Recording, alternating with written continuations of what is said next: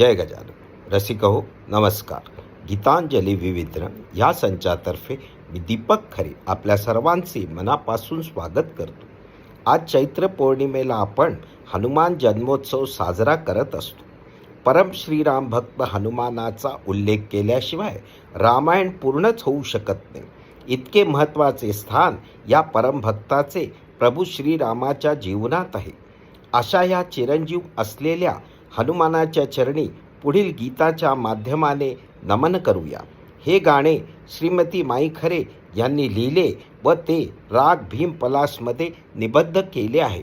आमचा हा प्रयत्न आपल्याला आवडल्यास लाईक शेअर कमेंट अवश्य करावे आणि आमच्या संचाला अजून सबस्क्राईब केलं नसेल तर करावे ही विनंती. धन्यवाद.